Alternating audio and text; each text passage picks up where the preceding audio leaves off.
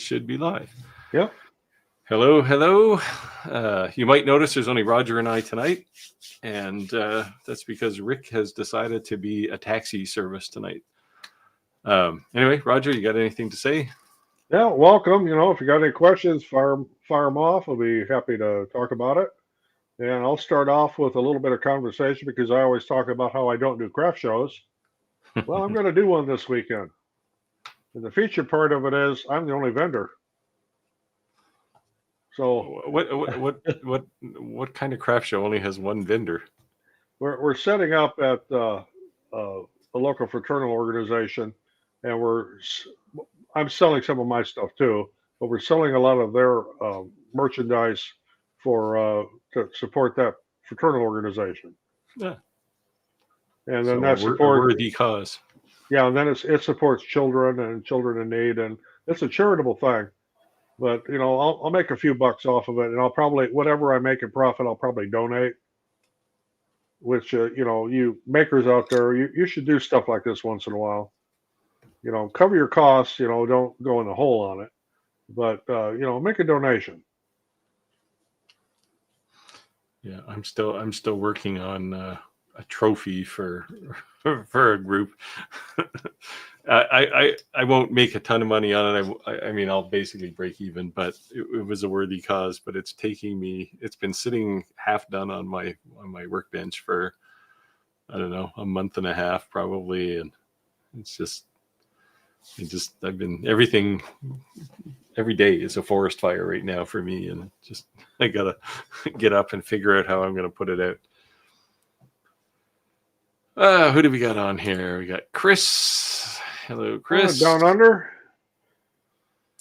Let's see, it's spring. It's turning into spring down there now, isn't it? Because it's fall here. Yeah, it should be. Not that I think spring makes a whole lot of difference. I mean, I guess it's not 50 degrees Celsius. It's probably only 30 degrees Celsius.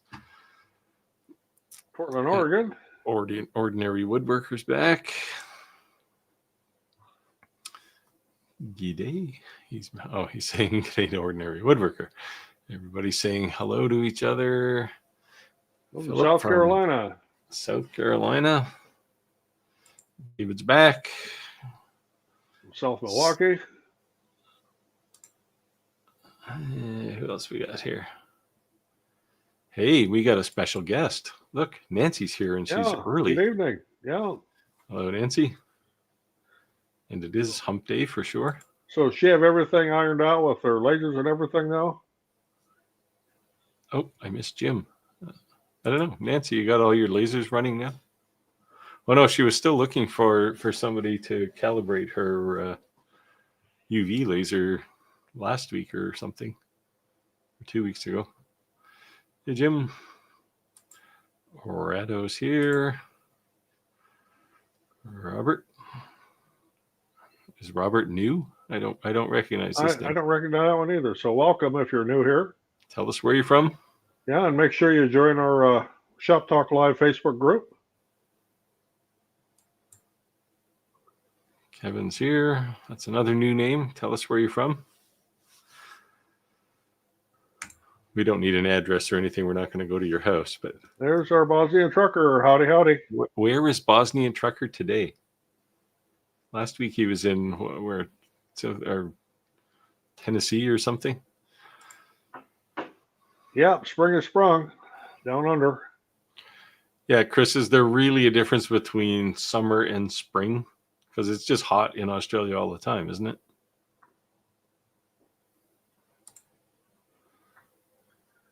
Boomer. Oh, hello from Pennsylvania. Boomer seems to be another new name. Tim saying hello. Tim. Howdy, howdy. Did you get your glass engraving done today, Tim? Tim, and you and Roger, or you and Jim Hamilton should have a conversation because you're both doing the same thing with an Omni 1. Oops.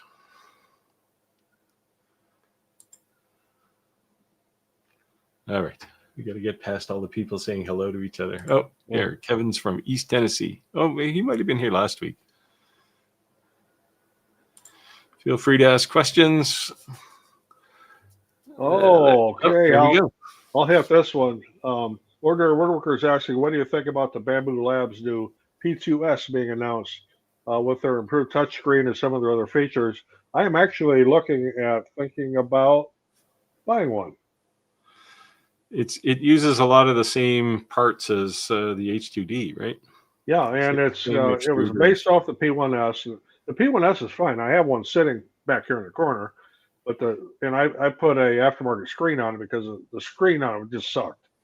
I mean, the GUI on it was awful. But I think what they're doing now with the new P2S is they're kind of combining the features of the X1C and the H2S and H2D and putting them on one of their lower cost models. I mean, you can get one with a new one with the AMS, I think, for $799 the last I looked, which is pretty good price. What's the bed size on that? Oh, it's the same as the P1S and the X1C. It's not as big as the H2D.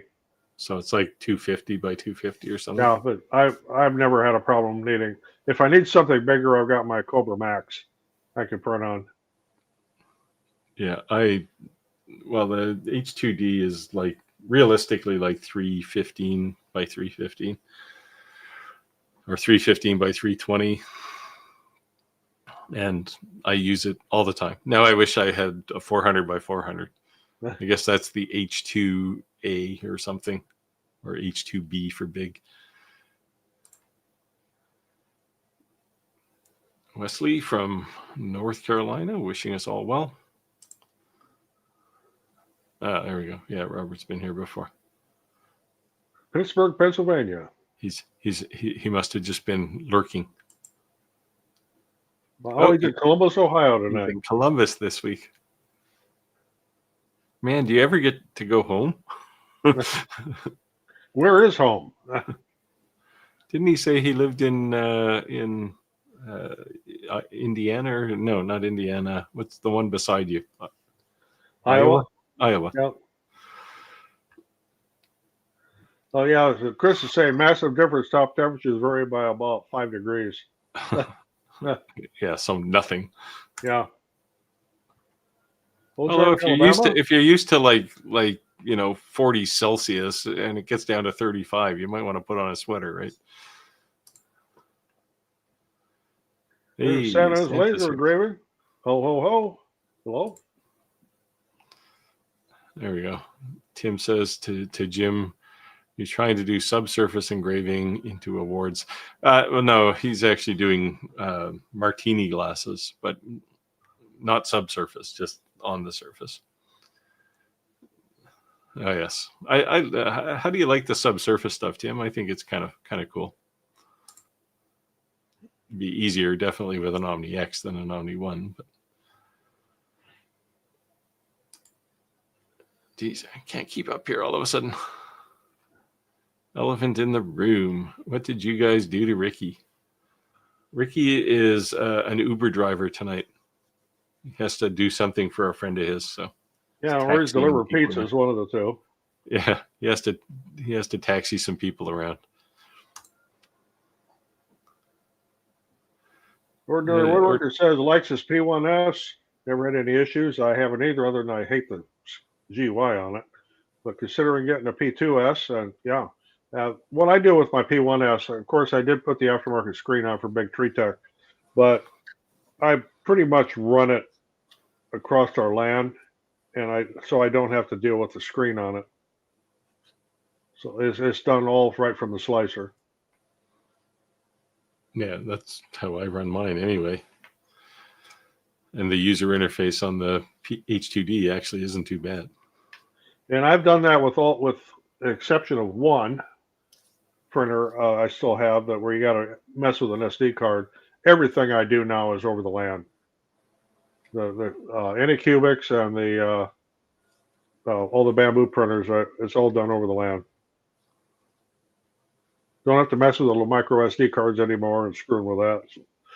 Yeah, I'm getting used to micro SD again.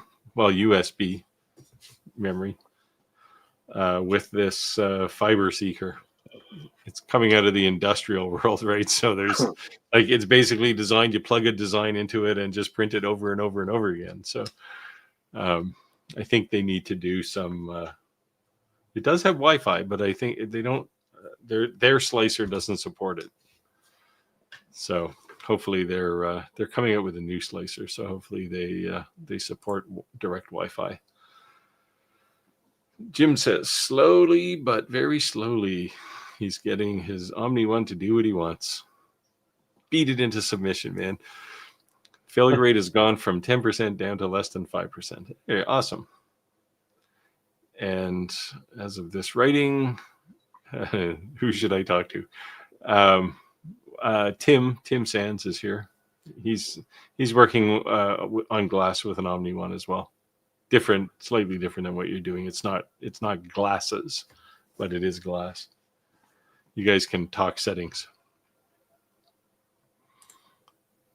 Jack in the shop is back, saying hello. Ordinary woodworker. Chris says ordinary woodworker. I think Rick is in a hypnotic trance from all the new effects he's been trying. Has he been trying new things? Well, he's got that CNC. That's his big new thing. So. Yeah, I haven't had time to even look at YouTube this week. There, see, I was right. Waterloo, Iowa. Yeah, okay. Not too far from me. For Bosnian trucker. Well, an hour and 45 minutes. He's home every Friday. Only gone 4.5 days of every 7. Man, that's a tough life. I will say, back when I was working, the contractor I worked for, we did and I can say this now because I don't work for him anymore. We did a tremendous amount of work for John Deere, and I was their power quality engineer. But not working for John Deere directly, I worked for a contractor. And Waterloo is home to several John Deere plants. And the people at the Holiday Inn Express up there, I was on a first name basis with everybody that worked there. So I was up there so much. Did you have coffee with the CEO? I actually have before. Oh, yeah. ATB Marketing says hello.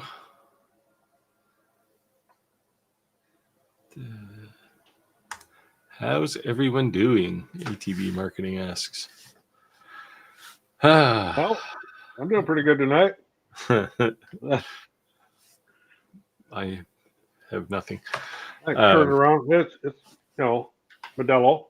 I was telling Roger before he went live, I spent most of my day yesterday plumbing due to some poor design from the previous owner of my house.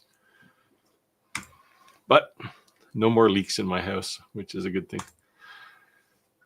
There's a question for you, Roger. Can I explain the difference between a bed slinger and whatever the alternative is? And when would you want one versus the other? A bed slinger is where the bed moves, and then of course, you're still extruding. You still have an X and Y motion, and a Z motion as well, X, Y, and Z motion. But the bed moves. On a Core XY, the bed does not move. It's all done from the extruder, which is much, much faster. Core XY, like I said, it's way faster. I do have a couple bed slingers. Bamboo A1s are great bed slinger printers. But I'm mostly going to the Core XY because of speed, and I can get products off of them quicker.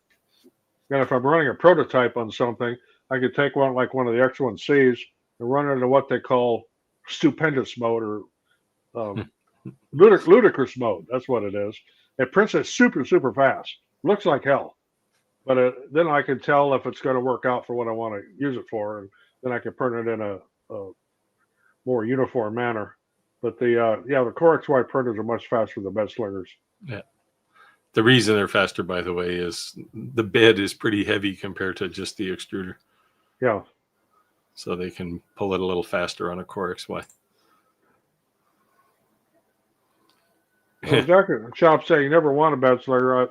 I would not go back to the old style where you had to manually level and everything. Like I said, the Bamboo A1s, I'm perfectly happy with them. I mean, I think they're great. Yeah. Any Cubic Max, it's a bed slinger, but it's huge. It's fine because it does its auto leveling once you do the initial setup. there's two things I appreciate most about the bamboo H2D. You never have to think about. Remember back in the early days of 3D printers, you had to cut the filament at an Oh yeah, cut it angle in so an that it angle, actually and got in there, and you had to load it by hand. This thing, it's like you don't have to worry about filament. You don't have to load it or unload it, and you don't have to level the bed ever. yeah, There's it's not just even all knobs to level the bed on it. So no, it's just all automatic, and all of my Core XYs are like that.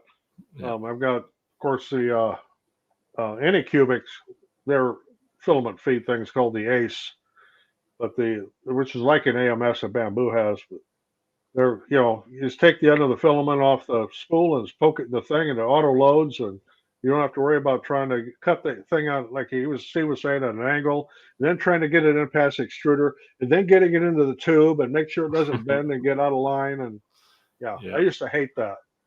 it's just a pain. I'm actually thinking of getting another bamboo printer, probably an H2S though. I don't need two H2Ds.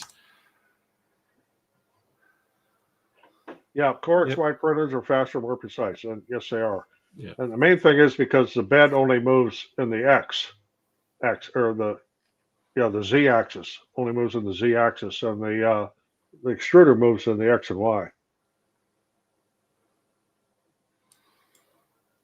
So Tim says his subsurface engraving came out really nice once he got the defocus figured out.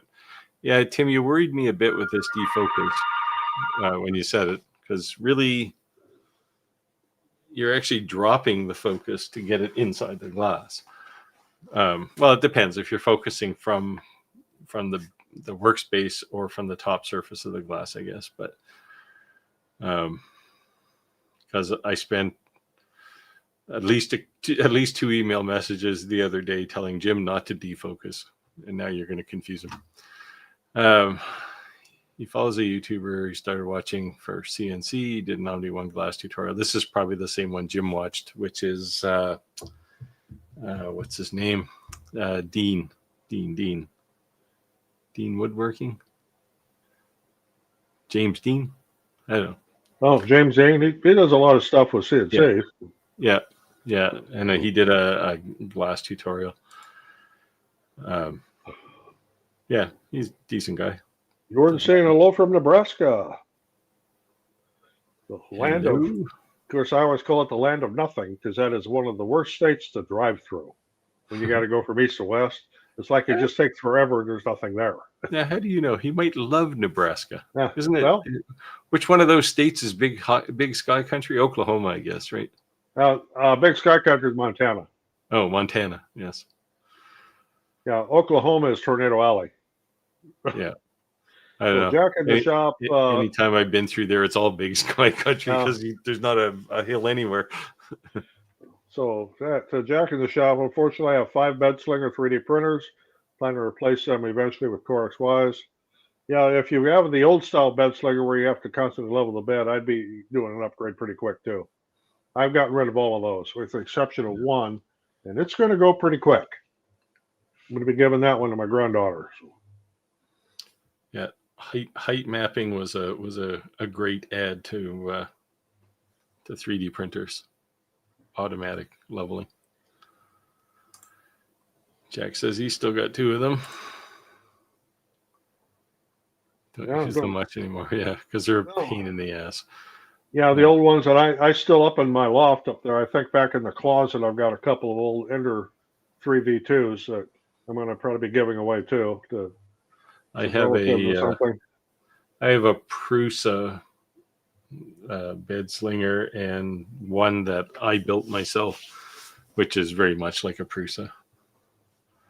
And they're both sitting up in my loft doing nothing but collecting dust. Yep. Herb's back saying hi. Hi, Herb.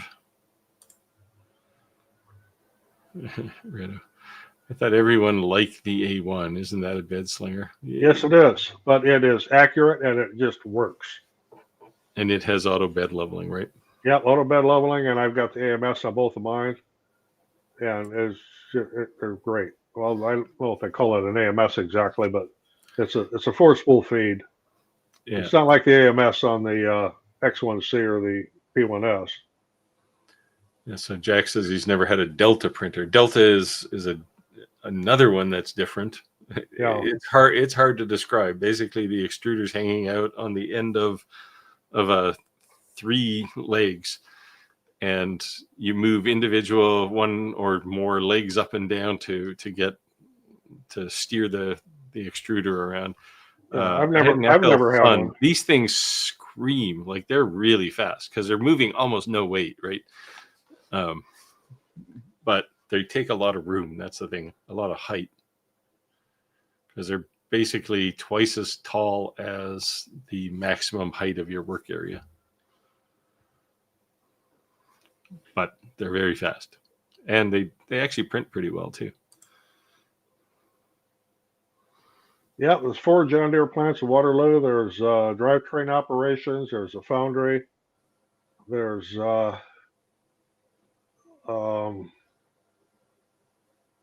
well, we call it the secret weapons lab, but there's a research lab up there for it where they buy other brands and then bring them in and tear them apart and look at them. And every company does that to see what the competition's doing.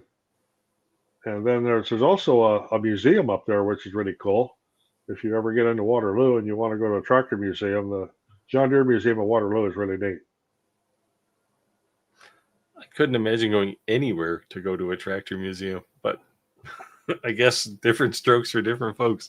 Well, we've got one right here too in the Quad Cities. It's in Moline, Illinois, which is John Deere's corporate headquarters. And there's a big what they call the John Deere Pavilion, and also at John Deere Corporate.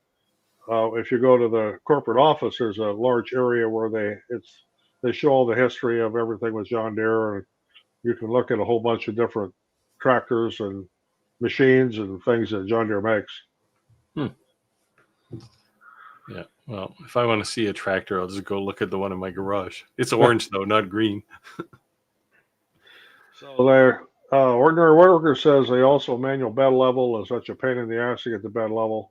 Yeah, the old bed slingers are, yeah. And the worst thing is if you pick one up and you move it from one table to the other, for some reason the bed level changes and you have to go through the whole thing again. Yeah, the thing is the automatic bed leveling will not only find out how level the bed is, it'll also find any variations in it, right? Because I mean, I had an old Creality printer, CR10, and you could get the corners level, but in the middle there were humps and bumps like crazy, right? Yeah, so, I had a V5 like Ender V5 like that, where the center of the bed was high. So that's where the height map comes in handy. And on a Delta, the bed does not move at all. It doesn't, and it's round, which is also a bit of a issue for some people. Nancy says, where are all the thumbs up? Hit the like button to support our favorite channels. Yeah, well, we all appreciate that. Hopefully we are your favorite channels. Yeah, there we go. James Dean. That's the one. And that's the one Jim mentioned to me the other day too, that he'd watched. I like his accent.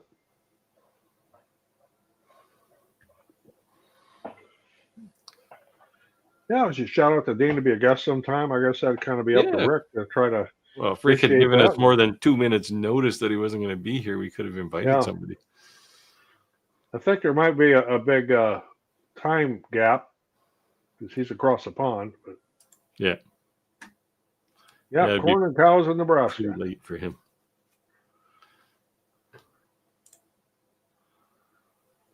Rado says, I'm not going to any production. Just things around the shop. A1 and bed slingers are good enough for that, right? Yeah. Yeah. As long as you're not in a rush. Yeah, and A1. And they definitely are cheaper. Yeah. Well, no, they're definitely cheaper than Core XYs. Now, that could be mostly marketing that makes them cheaper. I don't know. But because there's not anything inherently more. It doesn't use a whole lot more parts than a Core XY. In fact, maybe fewer. I don't know, but Core XYs tend to be a bit bigger usually. Tim says, asks me a question. If I don't move the head down to the focal point, the focal point will be on the top of the award. That's right. Okay, so you're focusing from the top. On an Omni X, when you're doing glass, if you're doing an internal engraving, you generally focus on the bed, and then in the software, it'll position it so that it'll come up from the bed. You don't have to mess around with defocusing or moving the focus.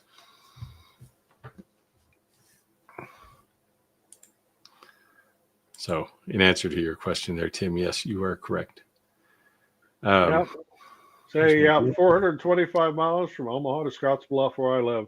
I've made a lot of trips from where I live here in Illinois to Denver, Colorado, and I got to drive all the way across Nebraska to get there, and Iowa. So, of course, I will say that Nebraska is a little bit more scenic than when you first cross into Colorado. When you're on the eastern side of Colorado, it's kind of like being in the desert. There's just nothing there but sagebrush and wind. Well, once you're on the east side of the Rockies, it's all pretty dry anyway, right? Another question for you. Yeah. Well, what would you call a drive where there's a 90-mile straight road? There's only a slight bend to it. Yeah.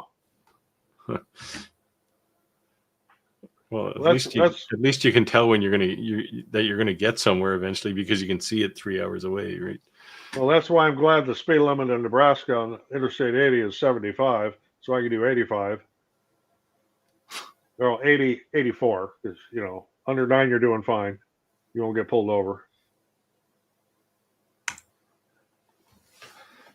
Jim says he's looking for someone in the States that has a comm marker Titan. Yeah, they've made it. A couple of people have asked me to say. I basically am not shipping anything across the border right now because they've just made it so hard to ship things to you guys in the sunny South. It's hard for me to ship things anywhere export now. Yeah. I don't even do it anymore. We used to ship our 3D printed stuff all over the world. I don't even do it now. It's U.S. only. It's just got to be so much of a hassle. Yeah, unfortunately, I'm anywhere but the U.S. right now. I had to push back a couple of orders last week because it's just like it's impossible to ship things now. And it didn't help that our postal service was off and on strike, and the world's going to hell. I don't know. We don't have a government. It's shut down, so. That means it can't cause any trouble. Boomer says, "What's your favorite rotary chuck for doing tumblers?" Well, I have one opinion. Mine is an atom stack, but it has a caveat to it. Unless that tumbler is perfectly straight, if it's a tapered tumbler, it is just a giant pain to try to get things leveled up on it and to hold the tumbler long enough to do the. And I do very little laser engraving on tumblers, but once in a while I do. And the last thing I tried to do, actually was this past week, was to try to laser engrave some Collins glasses. And I couldn't keep them on the rotary. They kept slipping off. Yeah, they tend to be heavy and the chuck isn't strong enough usually, right? Yeah, even trying to support the other end of it, they would slip. And I finally gave up on it. Yeah, I don't do a lot of tumblers or rotary work in general, but if I was buying a rotary, I would buy probably a Rotoboss. The two rotaries I have that I do use from time to time, one's an atom stack, the other's made by Ortur. And they're the high-end rotaries, and they got all kinds of gadgets, so you can engrave golf balls and stuff like that, but they're so-so. Yeah. Well, not that you can engrave a golf ball with a diode laser. You'll just turn it into a pile of goo. Well, on the CO2. Even CO2s, they don't engrave golf balls very well. I was getting a pretty good black engrave on them. Oh, were you? Without it melting? Yeah. Because the only real decent golf balls I've been able to engrave are on the UV laser, like an Omni X or Omni 1. Because they don't make heat, right? Oh, yeah. But it put, of course, I was running low power and high speed, but it put a pretty good black engrave. I was engraving words in there, nothing, no graphics. Yeah. Yeah. Of course, nowadays, if I do a golf ball, I'll do it on the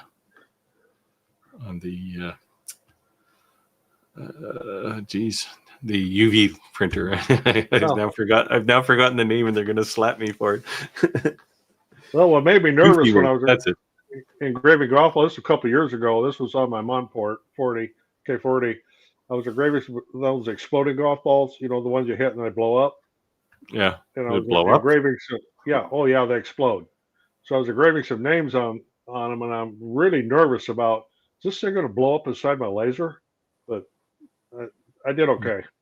Make a big cloud of dust inside your laser, because they're not really like an explosive charge, right? They just disintegrate. Like a big ball full of compressed powder of some sort. Yeah. Scotts Bluff, that's Nebraska.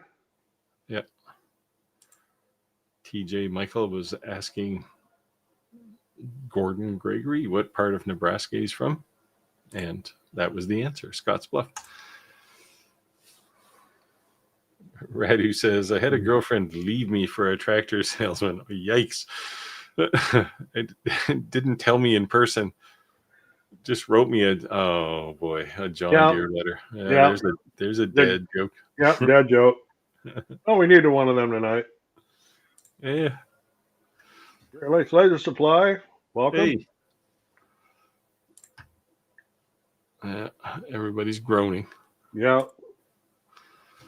Do you use StreamYard? Yes, we do. Yes.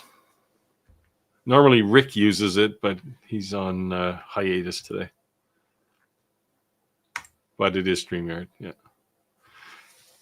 David says, since Rolly isn't made anymore, it was following Alien Cell.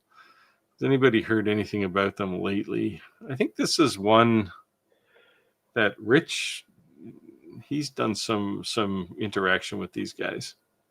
I haven't had any interaction with them at all, so I'm not familiar with them. Yeah, it's interesting because there's some slight innovation in it that,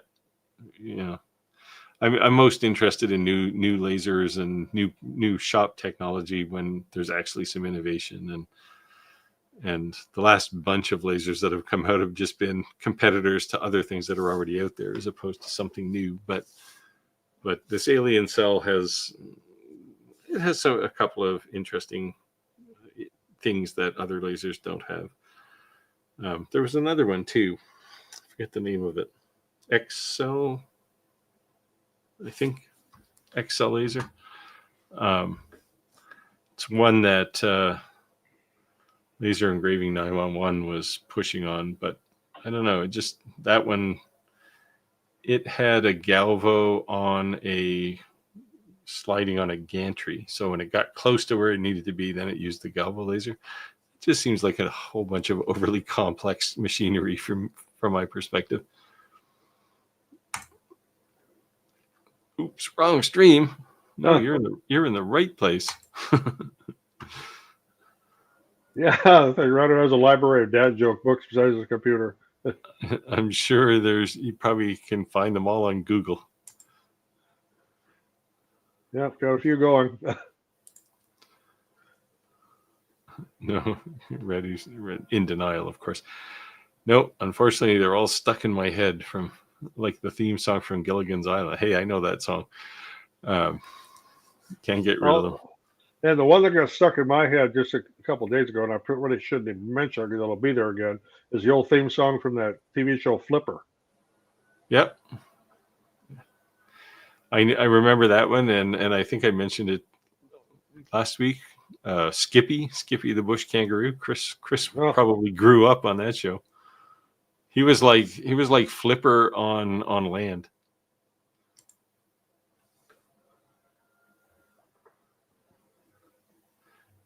Tim says he drove across the U.S. from Nova Scotia to California.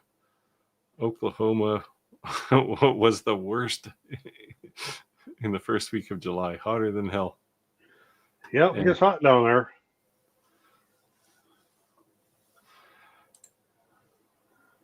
Hey, Yeah, Skylar. so Skylar, she turned off all her international shipping. And yeah, Skylar, I did the same thing, and we're probably doing it for the same reason. It's just become just a giant pain. Yeah, it's a paper nightmare. Chris says, I know what you mean. It all the wrong things get stuck in my head. That's what my wife tells me too. Well, the last song that got stuck in my head was been running, actually most of today, was Queen of Bohemian Rhapsody. Heard it on the radio this morning, and it's like stuck there. Yeah, it's in my Spotify playlist, so. Great Lakes Laser Supply says, I can come on if you need a bald guy. Well, you already got one on here. If Rick was here, you'd have two.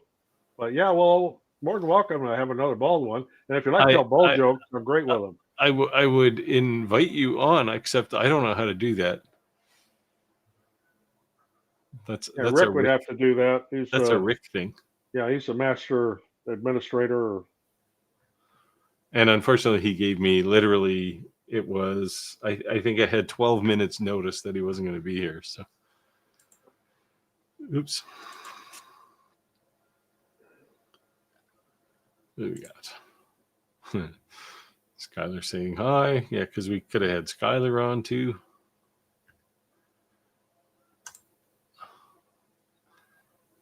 Great Lakes Laser Supply saying you didn't know. I assume I was in Canada. I'm on the East Coast. I actually live very close to Tim, who just mentioned he drove to California.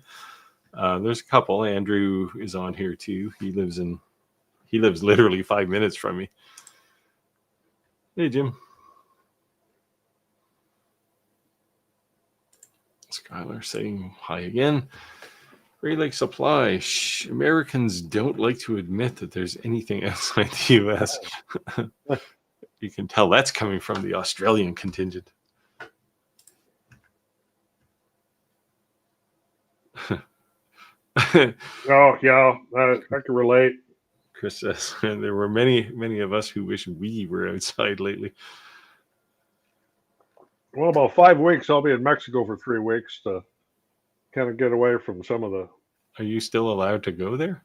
Oh yeah. Like they haven't shut the door on you? No. So Jack in the shop. Go ahead. In the shop saying he does tumblers on the CO2 with no rotary. I don't do full wraps mine. Yeah, you can get a quarter wrap on a tumbler or a glass on a CO2 without a rotary. Tim says it, the one we don't have yet. Now I have to go back and figure out the context for this. Sorry, Tim. I'm not going to find it now. I almost need to be able to sort these things by name as well as. Of course, now I lost where I was. Oh, there I am. Okay. Jim says I have to go to RB to do glassware runner on glass instead of metal. RB? Do RB. Rotobus, sorry. To do glassware. Also have an accessory to hold heavy or long objects. Would work great on tumblers. Say, in my experience with rotaries, and like I said, I don't use them much anymore because I've just not had really good luck with them. And when they first came out with the rotaries, they were really crap. Yeah. If you tried to engrave something that was light, and the rotary consisted of these two rollers that the object sat on, you were pretty much screwed unless you could put some weight in it, because it would slip. Yeah. Yeah, well, a lot of the rotary setups have a rotary chuck and then the rollers, right? Acmer has one. So is the X-Tool one. Comes with both. And there's so few things you can use the rollers for. I mean, if it's a perfectly parallel water bottle or something, yeah, you can do it. But if it's a tapered glass, then you're trying to figure out how to level it. It's not good. Well, in the We Create 45 that I have, they did send me the rotary with it. And after looking at it, what all I had to do to put it in is, the hell with this. So it's sitting in the box. I haven't even messed with it. Yeah, We Create in general struggles to make things easy. Well, I changed it from the regular head to the IR head. That is such a pain. Yeah. That, Well, actually, if you think it's bad there, the Ortour R2 is way worse because you're literally disassembling the cable that goes up to the laser module because you got to run a different cable. Because they, in their infinite wisdom, rather than put a plug on the laser module, they put a long cable fixed to the laser module that plugs in down at the other end. And if you're not switching modules, it's great, but unwrapping that spiral wrap is a pain in the ass. And then trying to get a new cable in there. Chris says he likes the idea of a built-in air monitor, unless you're running several at once. Air monitor. Is that a 3D printer question, Chris? Or a statement? Because, oh no, I bet you this is on the XL laser. Or the alien laser. It has some way to monitor air quality. That's one of the features that Rich mentioned. Good. Sam has some questions. Keep asking. Yeah, more than happy to give him a shot. Oh, there's Rick apologizing. Yeah, I missed tonight's live. He's out delivered pizza, so yeah. He's probably doing this right from the comfort of his Uber car. Yeah, or Grubhub, one of the two. Chris says Skippy was recorded 10 miles from his house. Yeah, it's a classic show. I wish I could find it online somewhere, just to reminisce of it. I wouldn't watch like a whole series; just one episode would be enough. I have the same reaction to Gilligan's Island. Well, mine is a Three Stooges. Every once in a while, I'll run across or be running an episode of the Three Stooges, and I'll have to sit and watch it. I've seen all of them. I don't know how many times, but Trade Skillers Anonymous is back. He says, "Hey guys and gals, hopefully everyone's having an amazing day." Well, I didn't have to plumb today, so that makes it amazing. G'day, TSA. So I hear, Roger, that tomorrow they're going to shut down O'Hare Airport for like 8 hours or something. Like do a ground stop because there's no air traffic controllers. Well, that happened in Burbank, California the other day. All the air traffic controllers said, we're going home at 4:15, and they all left. Yeah, it's supposed to be shut down from like 2 p.m. till 10 p.m. or something tomorrow. Yeah. Well, I'm hoping they get this crap. I'm hoping they get this crap straightened out by November 23rd when I fly. Just scoot across the border and fly out of what's north of you? Winnipeg, maybe. Oh, yeah. Tim says, biggest killer about these international shippings is he's lost JDS. Yeah. Yeah, by the time I was talking to Jim Hamilton about JDS one day, and I thought, oh, maybe I'll try some things from them. And then everything went to hell. And it's like, yep, I'll wait for that to all end before I try. Yeah, Chris has said for a while we couldn't send to the USA. The Postal Service couldn't keep up with the tariff charges. And that goes, the same goes for sending stuff the other way, too. When I try to send stuff to other countries, and because of the tariff thing going back and forth and the big debate, and what I'm literally calling the trade war, it's just making it just impossible. So I quit doing it. Yeah. Yeah, it'll work out one of these days. Skylar's asking me if I feel that the production version of the E1 prints slower than the beta version. I haven't really noticed. But usually when I start it, I'll start a print and then I'll walk away and I'll come back when I hear it play some music in the background. So I don't know. It might be. I know it makes different noises than the beta one, especially stirring the white ink tank. Seems a little rougher. Maybe they've just got a little more aggressive stir. Same 88 says, do you know maybe why I cannot find an Atom Stack Pro 70 with a smaller work area? Do they still make it? Let's have a look. Oh, I was going to say, Roger, you can take the comment stream, but No, I can't do that. what do you mean you can't do that? I don't have the power. Just click on a name. Click on the next name. Yeah, but it doesn't do anything when I do that.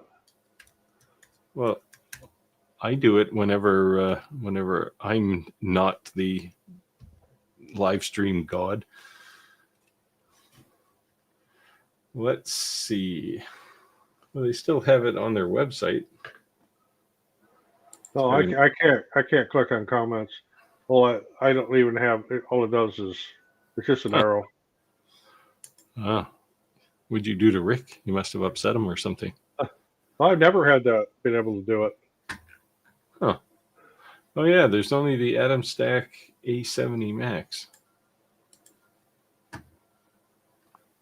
Huh, maybe they stopped it.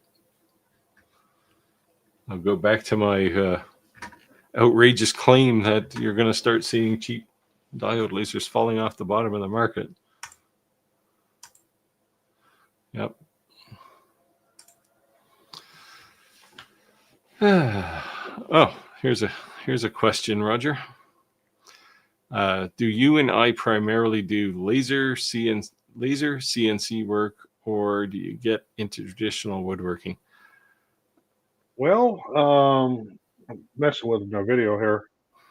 Yes, I do woodworking, and I do a lot of There you go. The timing hundreds and hundreds of these, and that's woodworking jobs. And like I say, we do probably close to 1,000 of these a year. Well, that's not exciting. Making the same square over and over again. I do mostly laser or CNC work, some 3D printer work, not a lot. But I do a bit of traditional woodworking.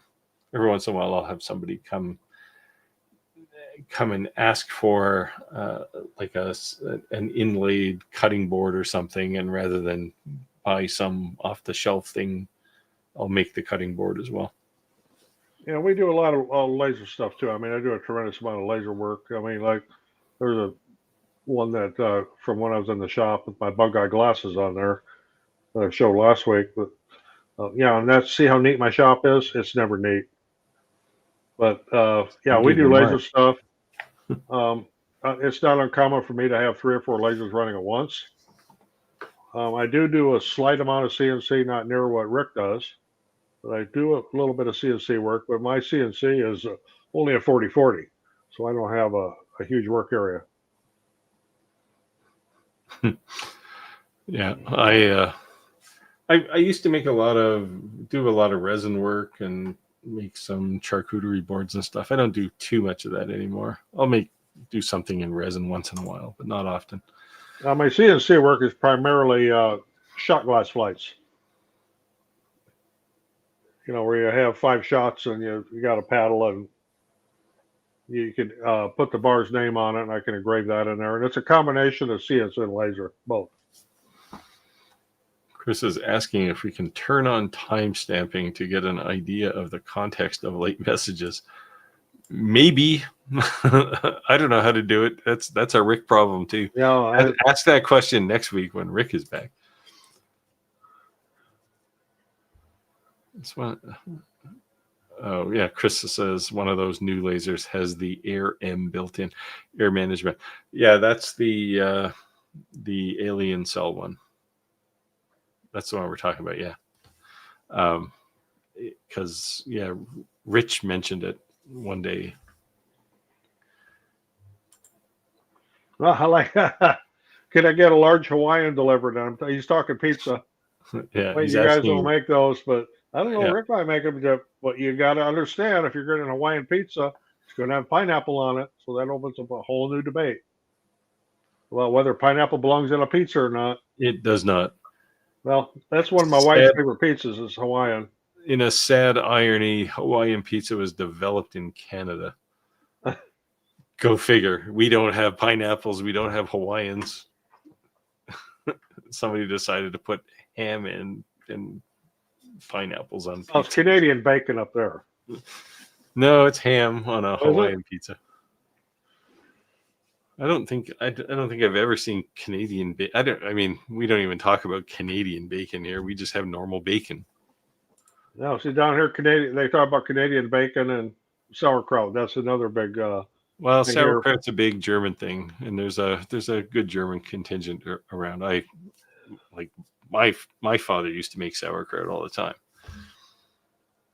Yeah, the Canadian bacon and sauerkraut pizza is a real popular thing around this area.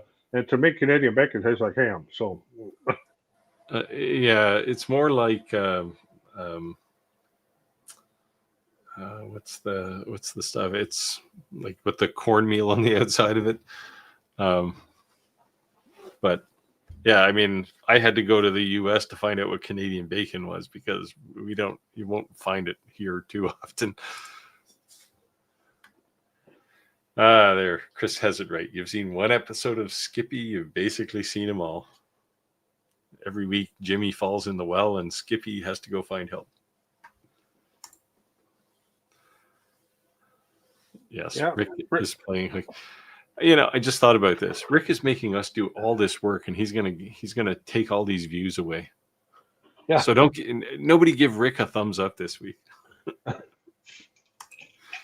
He can't get a thumbs up. He didn't participate. Wait, Skylar has a production unit. Yeah, that's why I was hesitant to answer that question, Rick.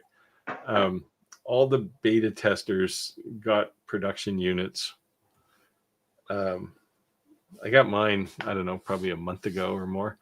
And it wasn't that they thought, oh, you guys did a great job beta testing and reviewing these things, so we'll send you a new one.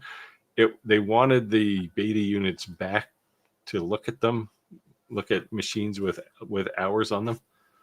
So, they could, I guess, evolve if they had to, production and find out where they need to improve quality or make things a better design, whatever. So they pulled them all back. We had a company that's been about 2 months ago, sent us a heat press, automatic heat press.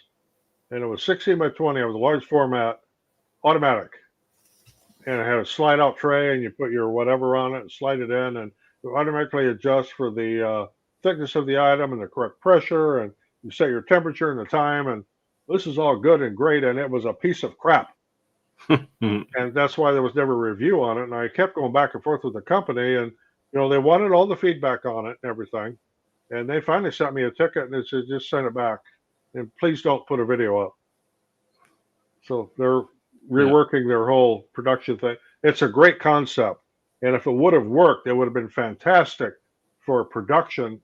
If you're doing shirts or, heavy sublimation or mouse pads or coasters, it would have been just fantastic, but it just did not work. Yeah, trade wars are basically the correct term, as Chris is saying. That's the tariff thing is just screwing everybody up.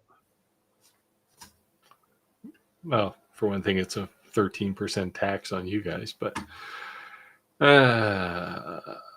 yeah. Same 88 says on the website it's only the max, and I guess they must have got rid of the A70, the regular one, because I don't see it.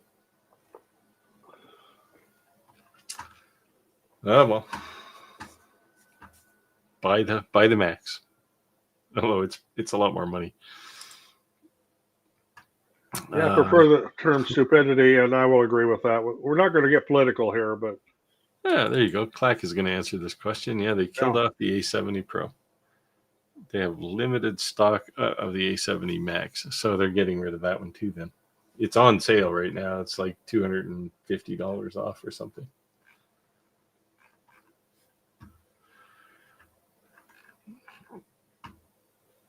Yeah, open frame lasers are definitely going to disappear. I think.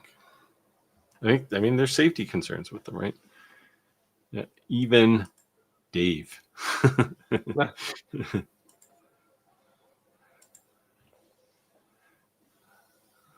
What is that? What?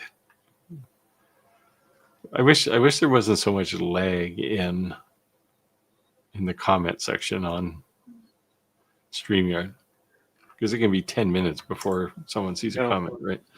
Okay. Oh, Chris was saying they look like pizza boxes. Rick on the way to pick them up. He must be talking about what he sees in the background. Look up. That's filament. Yeah, boxes of filament. Yep, and it goes all the way down the wall. We stock a lot of filament because I use a lot of it. Is it all the same color? It's all like gray or black or something? It's mostly black and white, but I do have colors there. I mean, you can see, like in my AMS, you'll see some mixed colors there. Yeah, I use mostly black, white, gray, and orange. We primarily use black and white, but sometimes I need different colors for different things. This is a good question. David says, has Rick actually made anything with his CNC? He only talks about getting new parts every week. I don't know. I don't know either. I gave him a project, the interlocking puzzle piece board, but I haven't seen it yet. I can send him a project with my shot glass flight. It's real easy to make, and you can make it out of a cedar fence picket. So yeah, but that's easy. You got to give him a challenge. Well, I'll get him started on something. Well, that's why I showed him the puzzle piece cutting board, because I mean, literally, I hammered that thing together. By the time I got glue on one side of it, it was the glue was thick enough that it got hard to put together. So if money wasn't an issue, you were starting with lasers. Out of these three, which would you get? Thunder, Omtech, or X-Tool? Must be talking CO2 here. Yeah, I assume so. And I don't have any of those three in CO2, so that's not a question. You don't have an X-Tool P2? No. I got the S1. Now I'm biased here. I would buy the X-Tool.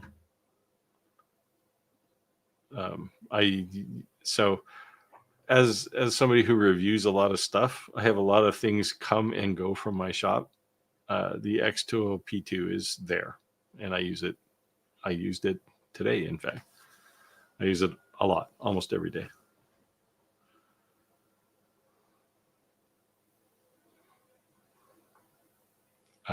If I was picking an order, I'd pick X-Tool, Thunder, and Omtech in that order. Not that there's anything wrong with any of those lasers. Well, Trade Skillers Anonymous was talking about the stack of pizza boxes around his driveway with their drawers. No, they are what they call candy boards. And they are used on beehives, Langstroth style beehives, and we can for 5-frame, 8-frame, and 10-frame Langstroth beehives. Unless you're a beekeeper, you don't have any idea what I'm talking about.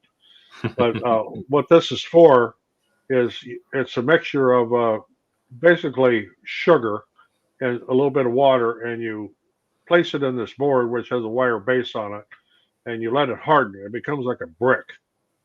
And you put that on top of the beehive over the winter.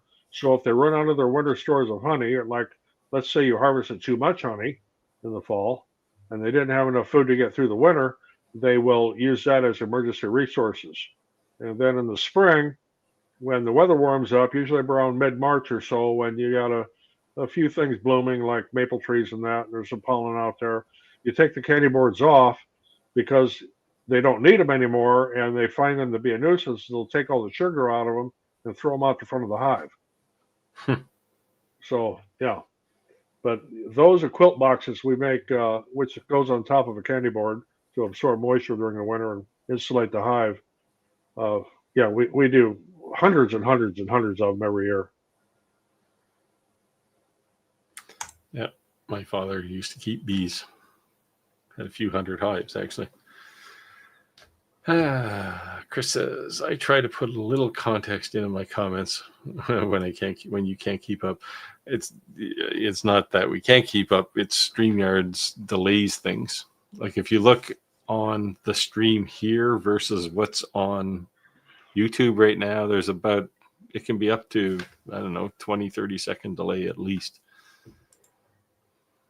Because we're streaming to 3 YouTube channels, Facebook, Instagram, like it's just everywhere. So I guess StreamYards gets a little busy. Well, Chris has got a good idea here. Let's see Rick make some wooden challenge coins as a challenge for CNC. Yep. I actually started that way when I was making any kind of challenge coin. Because wood is cheap by comparison to, say, a big hunk of brass. Yeah. And they actually look nice. Make wooden nickels. Yeah. Like official wooden nickels, right? Big. Well, I had someone here, a couple, maybe I might have mentioned it last week. I had a viewer ask if I could demonstrate on using one of the IR lasers of actually engraving gold. I don't have much gold bullion laying around to engrave on, so. You don't? I got it piled up on the floor here. If anybody wants to send me some gold, I'll be more than happy to engrave something on it for you. You may not get it back, but yeah, you'll send a picture. Yeah. The price of gold right now is just crazy. It's like it's like $4,200 an ounce. You know, say it's over 4,000. I know. Yeah. So Trade Skillers Anonymous, he actually kind of sums this up. The build quality of the Thunder is excellent. Xtool, their native software, which is now called Xtool Studio, is got an easier learning curve. Yeah, these are some of the reasons, right? Why, not that I care that much that Xtool's software is easier. The thing I like about it is when you turn it on, it works every time. You don't have to twiddle knobs and Thunders are, they're a little more old school. They don't push the envelope on innovation, but they're solid for sure. Lots of people complain about the cost of Xtool lasers. I don't know. You kind of get what you pay for, I think. That Xtool's tech support is pretty much up there. Yeah. I mean, if you have a problem with if you have a question and you send it to Xtool, no, you're not going to get it back the same day, but you'll have an answer the next day. Yeah, I had to replace the controller board in my P2S, and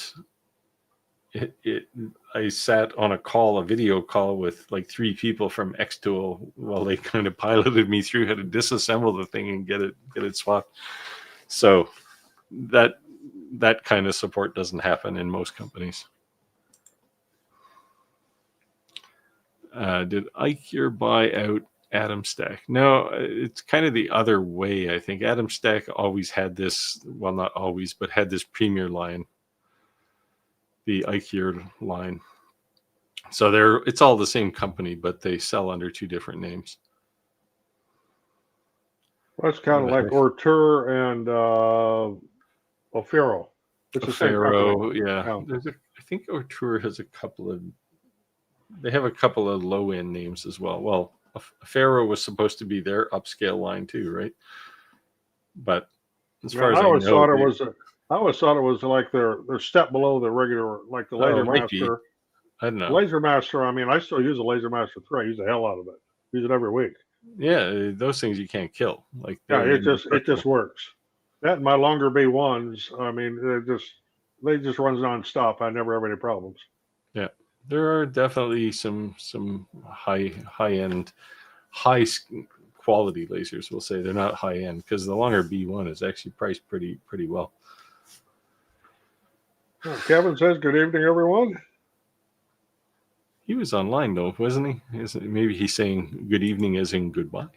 No, it'd be. Ordinary Woodworker. They are the same company. Yeah. Okay. Yeah. So there's lots of people saying the same thing here. Thanks for explaining what they were, Roger. That's the handy boards.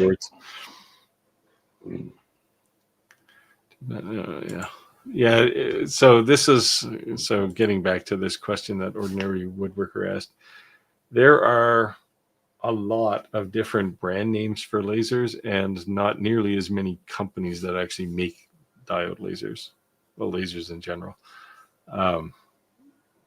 Atom Stack in particular is pretty prolific. They have some of their own brand names, but they also sell bulk to some other companies. Like a lot of the cheap ones you see on Amazon are they're actually built by Atom Stack without their name on it, obviously.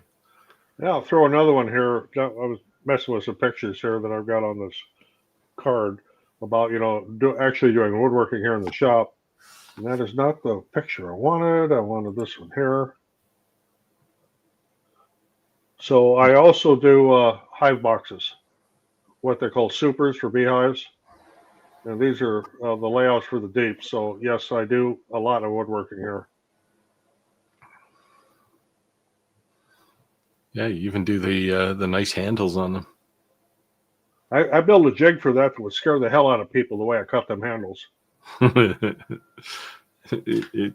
it involve turning something on a table saw? No, it's not done on a table saw. It's done with a handheld circular saw.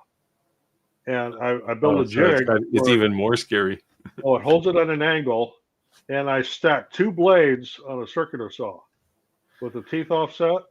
Yeah. And I start at the top and let the saw bed just very gradually slide down, and it cuts that handle opening. Works perfect. Scares the hell out of people that see me do it. I can imagine.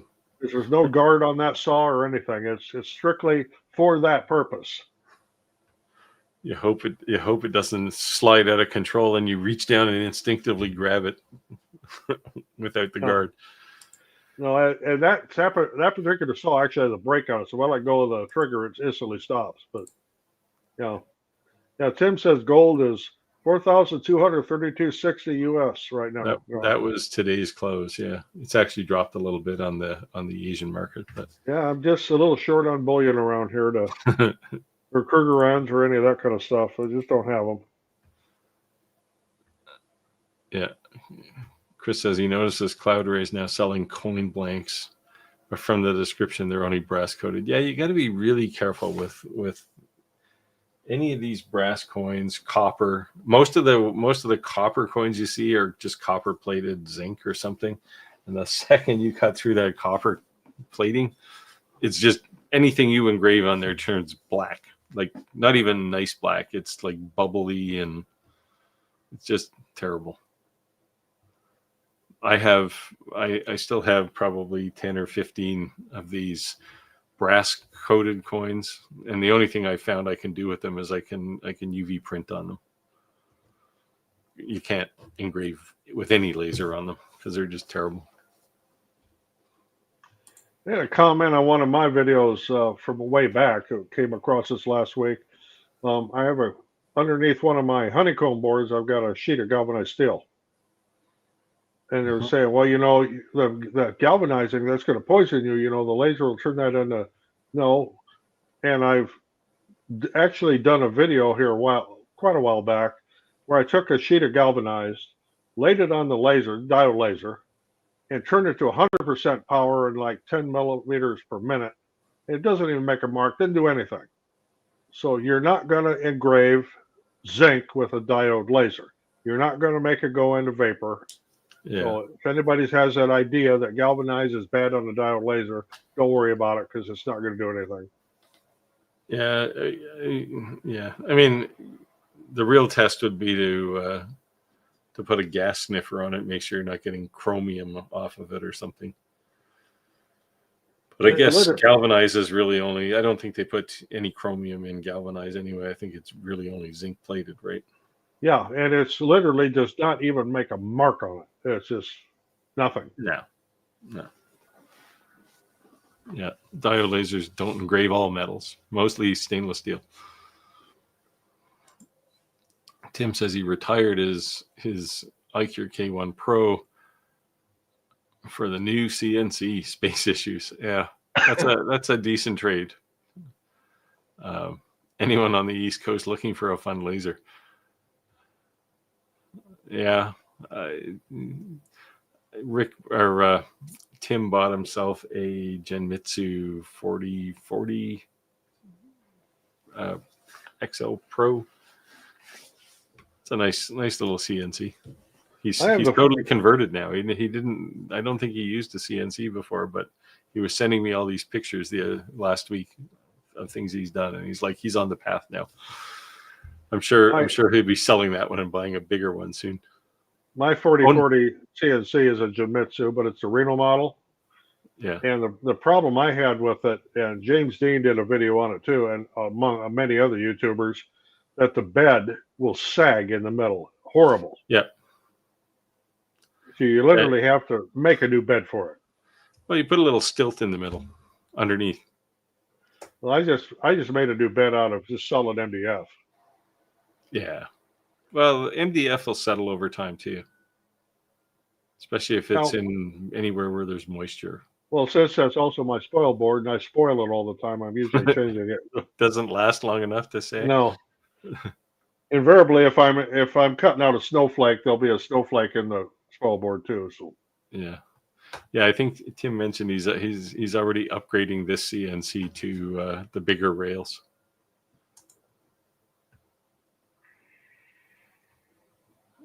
Skylar says, I sent Xtool a message on Facebook that I would buy some extra mesh filters for my Xtool P2S at 10:40. When I woke up at 6 a.m., I had a message back from them. Yeah, they don't waste a lot of time. Now, Xtool has a U.S. office now. It's in California, of course, but they actually do have people on staff in a U.S. office, unlike almost every other company. Well, I know I had an issue where I needed to contact Longer about something, and it was like 1 a.m. when I did it, and I had an instant response. But that's because it was their workday in China. Yeah. Skylar says by the time she'd started drinking her coffee, she'd purchased 20 filters. You know, you can vacuum these filters, right, Skylar? You don't have to buy 20 of them. 20 would be enough for me for 20 lasers for life.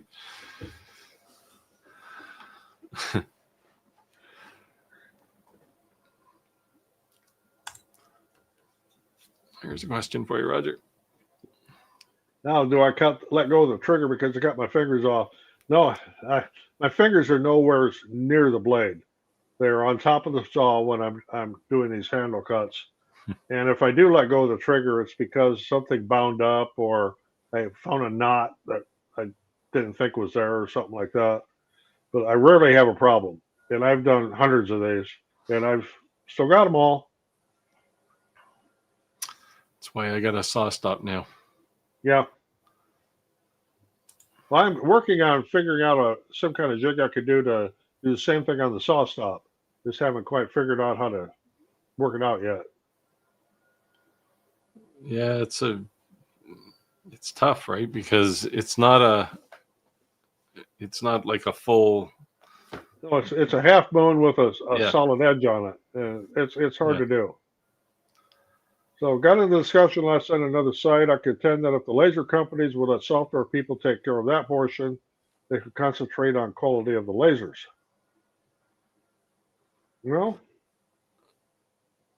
Well, as both a hardware and software person, I don't know.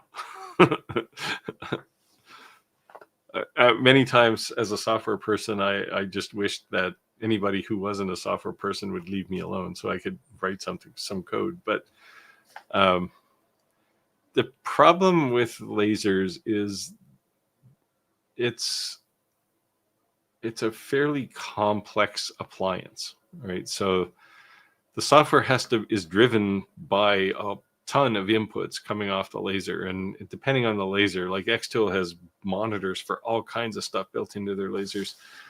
Some are simpler than that. Certainly diode lasers are a simpler process, but you can't just write the software and expect it to work. You really have to beat up a laser to try it. But I think solving the quality problem, there's two ways, right? Use better parts and actually answer your damn phone when somebody says, hey, I've got a problem. And when you're buying a $100 diode laser, you're not getting either of those things. It's just how it is.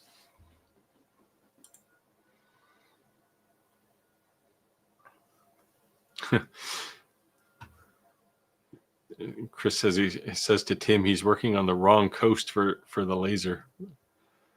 Yeah, and the wrong continent. Yeah, it's that laser for you, Chris. That laser is literally as far as away as you can get on this planet without coming back, because it's literally the opposite side of the planet from you. That's a Tim saying for sale, a Genmitsu 4030 V2 Pro. What's Yep. an Atmel now? Yeah, he was looking at those when he bought this one. Keep both. You're just gonna have to build a bigger shop, Tim, or throw something out. That 87 bobbin quilting sewing machine you have there for making hat badges, you don't need that. Can't make any sawdust with that. Okay, Dave is asking, will a diode laser cut black acrylic that isn't real dark black? Yes. Yeah. As long as it's a real dark color, like a dark brown or a dark blue. But when you get into lighter colors, it's going to melt. When you get into clear, they're not going to do anything at all. Yeah, and certain colors like oranges and reds don't cut well. Even dark red. But black, brown, you'll be able to cut that. Well, for me, if I'm cutting acrylic, it's on the CO2. I don't care what color it is. Yeah, I'm the same way. It's just fast, easy, and accurate. Or if you want to have a little fun, cut it on a table saw. Oh yeah. Just wear a full face mask. Yeah.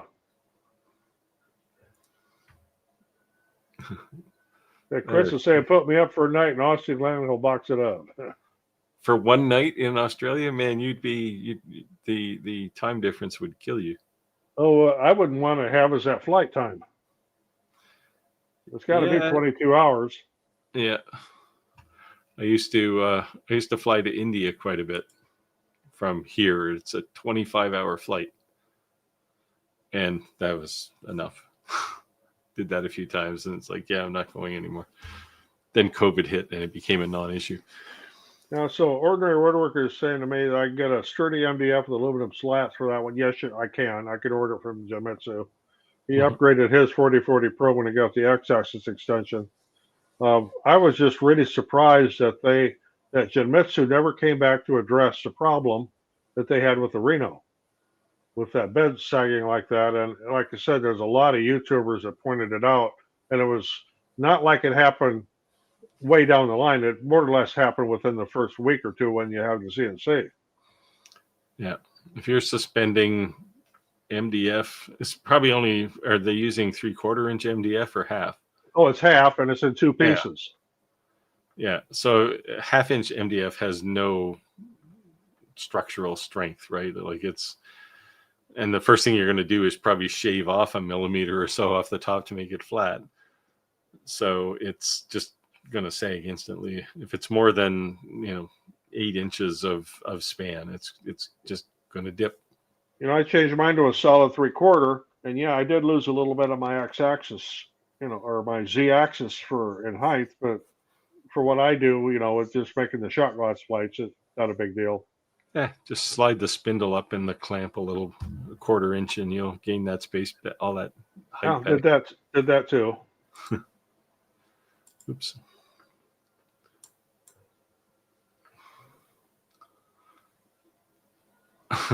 Yeah. So, Tim, you're in as long as you don't make Chris pay for the flight. First class on Qantas all the way. Oh, I can relate to this one. Engineers used to hate me when I was doing product testing. They say no one will do that. My answer was always, I did it. And back when I did PLC programming for industrial control on electronics, I would get that, well, we can't do that. Well, it does now. Well, it can't do that. I said, well, it does. Well, how'd you do that? I says, I did it. And what's neat is my youngest son has taken over that particular job in a company I used to work for, and he gets to do the same thing. He just loves it. In the software world, the favorite response from software developers when a QC person reports an issue is, well, it works on my machine. And I had one of the QC people on my team come to me and say, can you help me out? Because I'm not getting any response from this guy. He just keeps saying it works on his machine. So we got on a call. He was in Boston, so he was not local. And that was his response to me. Well, it works on my machine. I said, well, I got bad news for you. We're not shipping your effing machine. We're shipping the same thing that this QC person has on her desk. So make it work on her machine. And that was the last time I ever heard that response on anything from my team. Yeah,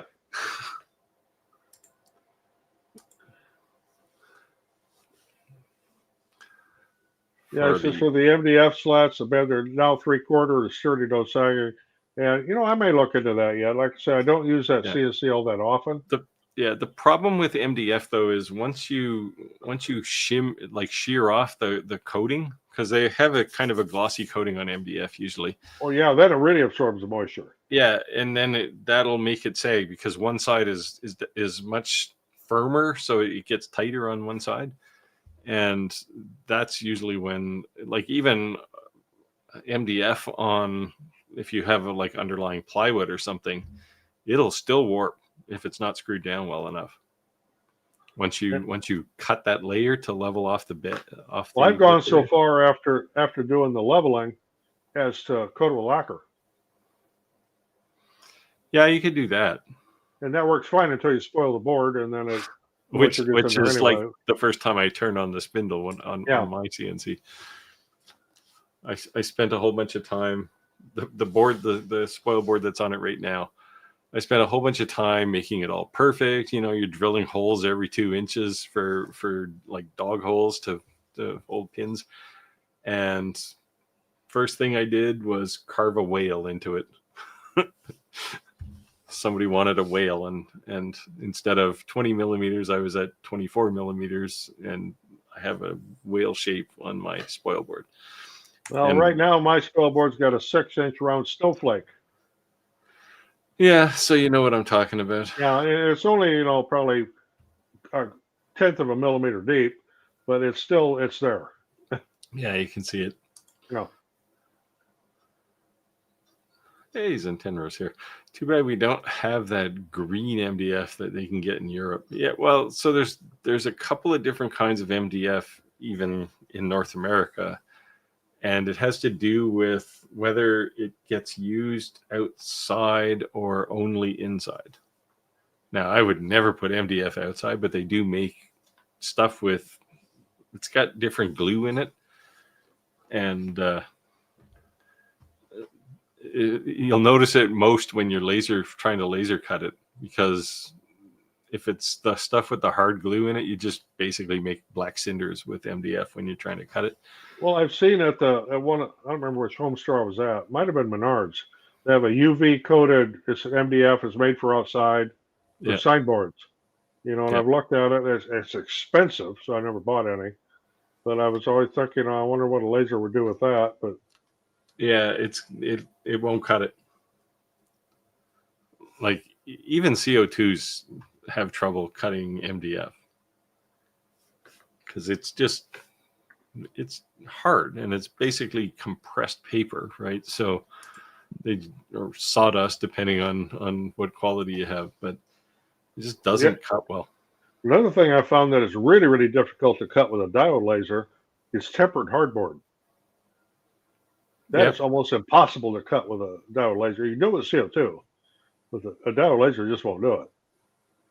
Yeah, you think cardboard is like, oh, it's just paper. It's actually pretty hard to cut cardboard with certainly with a diode laser. CO2s don't care; they'll cut anything. But you'll see sometimes like the settings that you'd use to cut like 1/4-inch plywood, and you use those on cardboard, and it doesn't cut all the way through.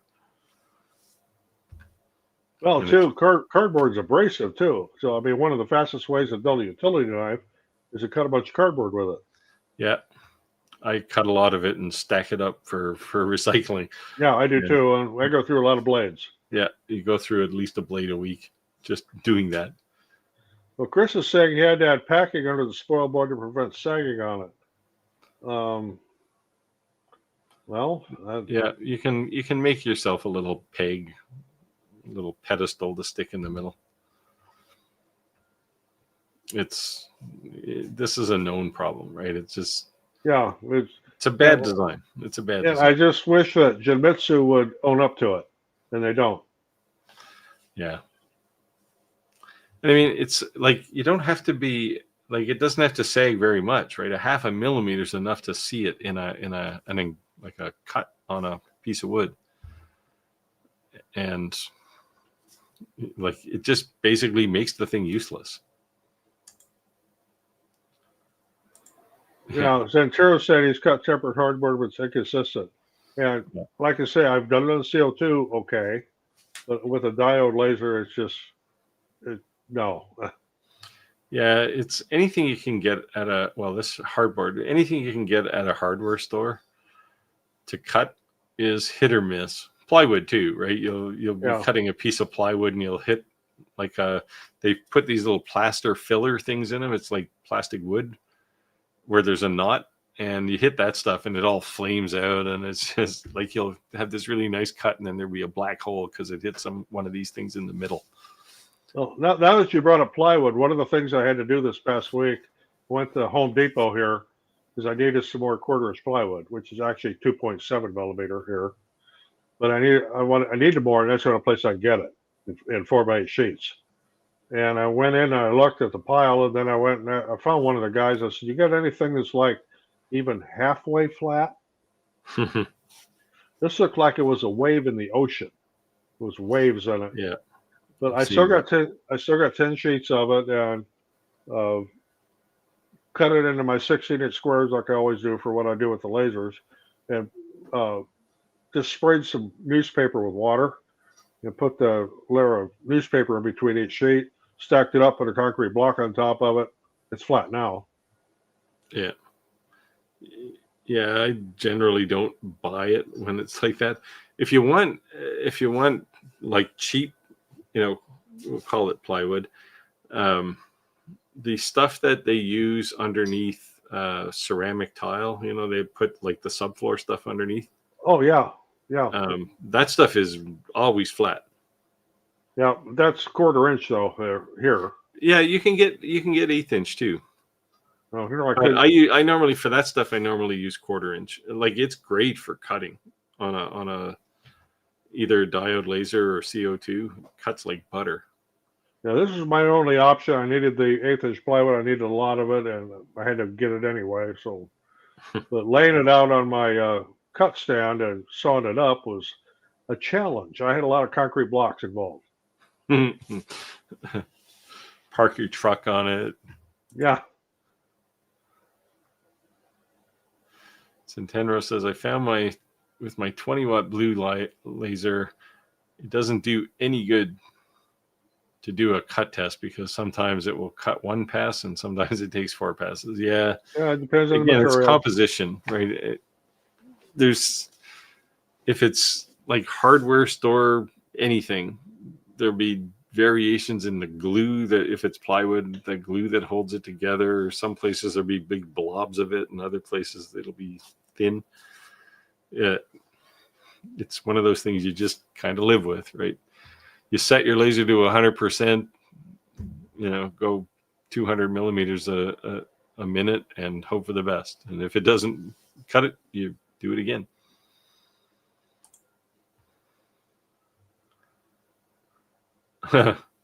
Yeah. Chris Gallagher says the base plate on his fiber laser is starting to show the history of his jobs. My Titan laser, while I was doing a review on it, I put the scale for a material test on it in like the first 20 minutes of turning it on. And I was a little upset about it. But yeah, all of my lasers have most of them actually have a power scale on them from a material test. And you can't, I mean, the stuff is all anodized, right? So you can't do anything about it. You can't fix it.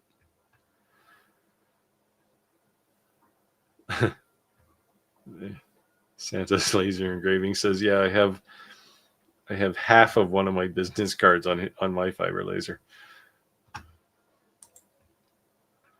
The struggle's real. Hit the pedal by accident. Well, I was talking about hitting the pedal by accident here a couple weeks ago. I was cutting some stuff up on the scroll saw, and I have a foot pedal on it. And I still use a scroll saw on 3/4 inch pine, but I was took the blade out and I was going to put it in for an inside cut, and accidentally put my foot on the pedal while I was trying to put the blade in. So that was a disaster. Yeah, the foot pedal for my fiber laser is actually sitting on top of the laser. It's more of a hand pedal for me. I don't want to walk on the thing by accident and start some job going. Chris says, yes, Santa. That's why my pedal got moved up to my desk. There, yeah, there you go. This is how you learn.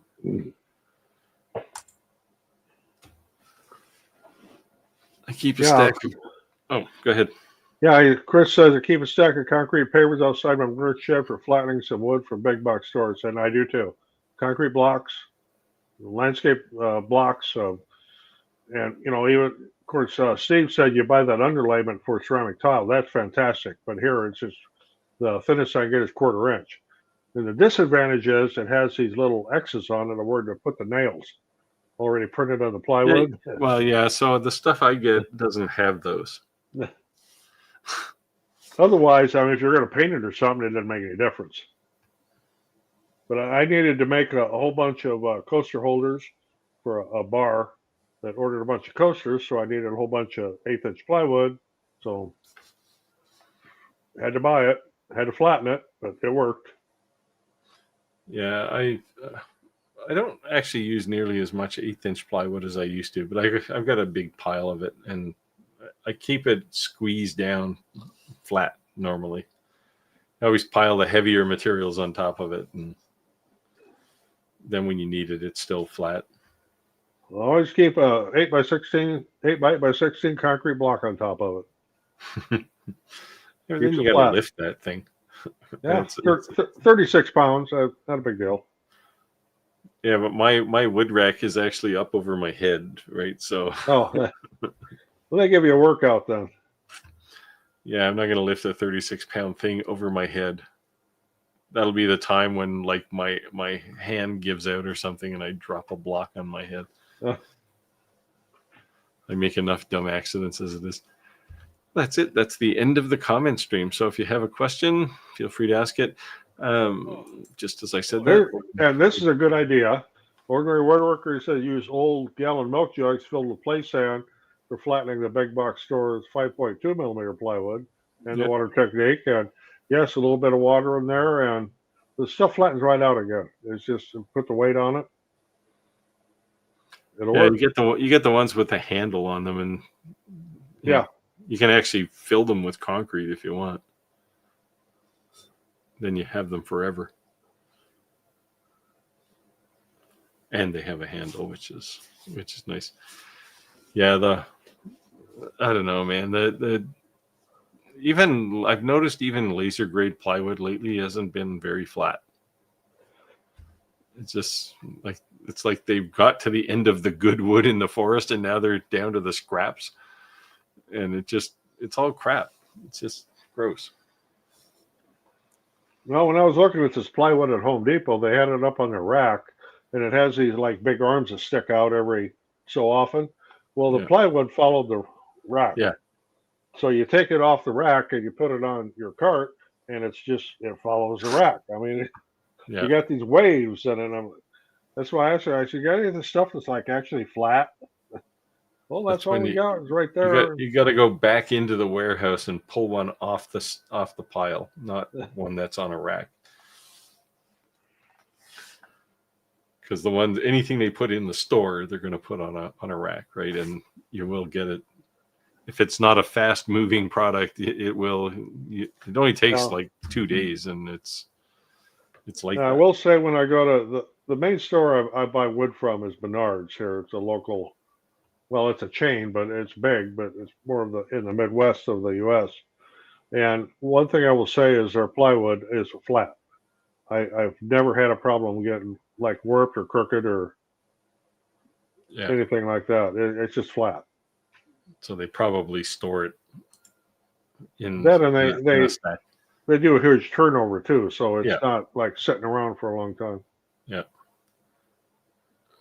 Well, here's a Radu's getting back to the A1, so you can have this question, Roger. Okay, when it came out, people weren't complaining that you had to be online or the cloud or whatever. Is that still a thing? I do it over what it's called LAN. I have not upgraded the firmware to their new thing where you have to use their cloud and do all that BS. So all my bamboo printers are on a private LAN. I have not done a firmware upgrade, so I don't deal with that. I don't use a cloud. So, It's all over our LAN. so my H2D is stock bamboo firmware, and it's the latest and greatest, right? So you can turn off the external, like the connection to bamboo if you want. So I just leave it. I'm connected to bamboo. It's nice because while I'm, if I'm bored while I'm at, walking around a store, I can turn on my phone and run the app and see how my printer's doing, which I can't do if it's local only. So Yeah, I can say I'm looking at getting a P2S. I'm really seriously considering it. I will turn off I guess they call it developer mode. yeah, You put it in developer mode, and then you can run it on your LAN, and it doesn't go into their cloud. And I'm not worried about Bamboo stealing my designs. I don't give a crap if they want to steal my designs. I don't think they're going to do it. But the other people say, well, those things have a camera in them, and they can see what you're doing. Well, I don't walk around my shop naked either. At least not normally. yeah. So Well, I assume most of the other printers are the same, but on the HTV, the camera's in the front left corner looking at the bed. yeah, that's the way it is on the X1 Yeah, series. and I mean, you can't. I mean, sure, I guess if somebody was dancing on your workspace, you'd see them, but you can't really see anything because, well, especially on an H2D, there's only one little window and then the front door, which you can't see anything out of with the camera. So, I don't know. It doesn't bother me that much.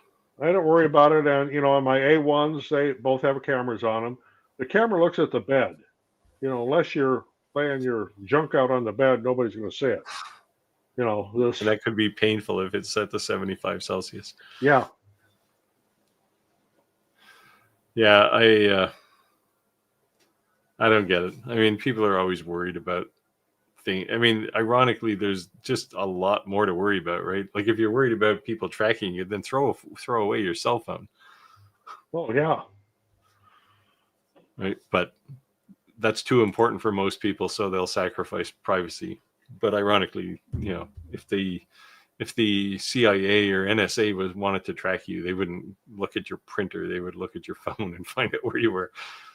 Well, so Ontario says he's only been to a Menards once, a few hours away. They had one whole building for plywood. With the way the Menards here, we have two of them here locally in the Quad Cities, is they have if you're looking for construction plywood, like what they call CDX, where you want the green treated or outdoor treated, that is in the outdoor warehouse. If you want something like AB or you want oak veneer or maple veneer or birch veneer or an AB quality plywood, it's inside the store, and they have racks in there and carts, and you just load up what you want, and there you go. And are they flat racks? They're not rods sticking out of the wall or out of a shelf. No, they're flat racks, and you Yeah. can just grab the stuff you want and load it up. And if you can't handle it yourself, like for me, handling a sheet of 3/4 inch plywood is getting to be a challenge anymore. And I usually ask for help. Yeah. Help Well, me load especially another if it's a cart. full sheet. Yeah. It's If it happens to be MDF, I will absolutely get help because I cannot lift a sheet of 3/4 MDF by myself. no. Not anymore. It's way That's over why 100 that's pounds. why they got all the high school kids working there. Yeah. Chris says, I have a guy that puts aside flat wood for me. Well, if you got that kind of a relationship with your hardware store guy, that's a good way to have it, because you never know what you're going to get at most hardware stores. Well, I actually asked at Menards last year. I said, "What do you do with all this wood? Like you're going to go by 1x4s or 1x6s or 1x8s, pine. What do you do with the ones that nobody wants? That are just jacked up and messed up and stuff." Well, they all go onto a pallet, and then we put them out on these Menards deals. You buy a whole pallet of the stuff for whatever. So I bought a pallet of it last year. It was all 1x pine. Yeah, and I got a lot of wood out of it for what I do because I don't Yeah. need the full lengths. I build these candy boards in high boxes and a lot of scrap, but it was really cheap. I think I bought the whole pallet for $50, and you couldn't even approach. I mean, it was several $100s worth if you were going to go with a full retail price on it. That's what they do with their more or less junk wood. You just got to watch for it. Can you get on their mailing list? Now you got to they have an outside rack, and you got to kind of check it every once in a while and what's on there. They do the same thing with sheet goods. Get messed up plywood or OSB or stuff like that. They'll put a pallet of it together. You can buy it real cheap. Clark says his A1 has an offline mode. Yeah, so does the HTD. But no thanks. He likes the perks of online. Yeah, I'm with him. I read all the same details as everyone else about, the panic that was created by this. And first of all, I don't think Bamboo is dumb enough to lock people in, because that's the surest way to lose a customer base. Especially in the 3D printer market, right? It's not mission critical for anyone to use your 3D printer. They can go buy anybody's and do the same thing. So I think a lot of it was overblown, honestly. Like, I don't think they're spying on me. And if they are, what are they going to find out? No, you throw a lot of things when you're upset. Great. I can tell you that anyway.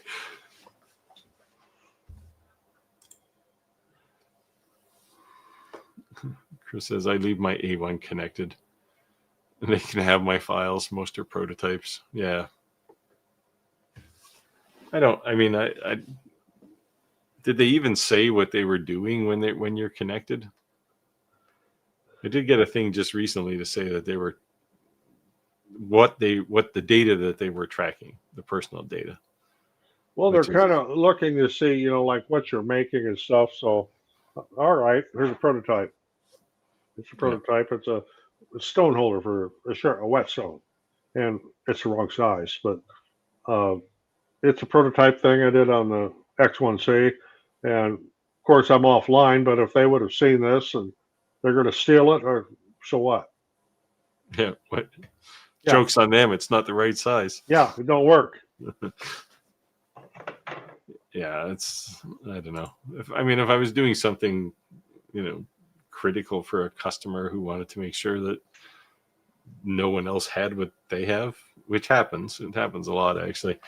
I would definitely not do that, but that doesn't happen, especially on the 3D printing side. No one says, oh, I want a 3D printed part and I want to be the only one who can ever have one. Just doesn't happen. Ordinary woodworkers saying not normally, and LOL. Well, the reason is not normally is because I don't sweep the floor down here all the time. I don't like being barefooted. That's why it's naked, so. Then who, if somebody was spying and there was a camera pointing out, who'd want to see a 60-year-old guy naked anyway? Well, you never know. There's some people have some fetishes.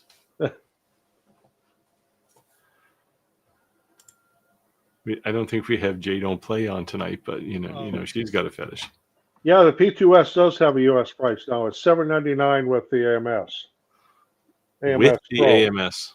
With the AMS Pro, it's $799. That's a good price. Yeah. Is it? So it's got like a 250 millimeter square bed. You said it's the same as a P1, whatever the hell that is. Yeah, that's probably somewhere in there anyway. Less than 300. But for Yeah, what I that's make, I don't need pretty a good huge price. bed. Very rare I need a big bed.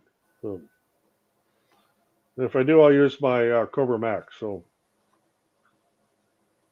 Yeah, where I've used the big bed is if I'm making a lot of any kind of part. I'll just make a whole bed full of them.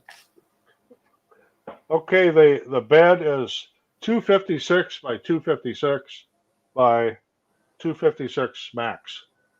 Okay. So I that's just looked here. So, with an AMS, that's a really good price. yeah. And whether or not they're shipping yet is another question. But I saw the thing on, that was the other day. I've popped up and I looked at it and it was $799 with AMS. Yeah. Not that I want to build a print farm, but I might consider one of those actually. Well, the last Creality printer I've been using is going to get replaced. So Happy days for Roger. yeah. You're gonna have a 3D printer burning or anything?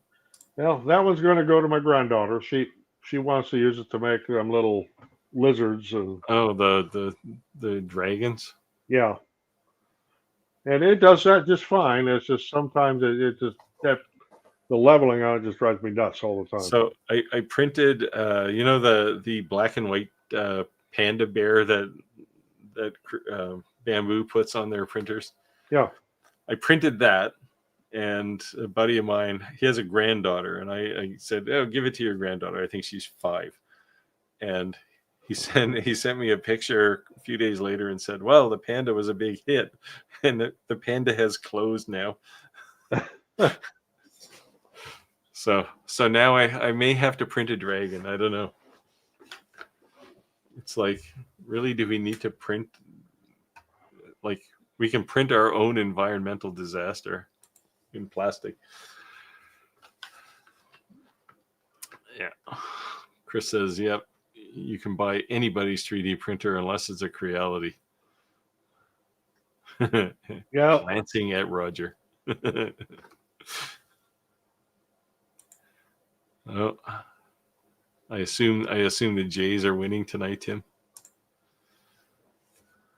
Oh, naked with Crocs. There's the site. Ugh. I didn't think about that. I've got Crocs on tonight, and just to show you, Hopefully, the Chicago Bears Crocs. Oh, I noticed you didn't stand up to show them, which is maybe a good thing. no, I do have pants on. Oh, okay, that's Yeah, comforting. I got pants on tonight.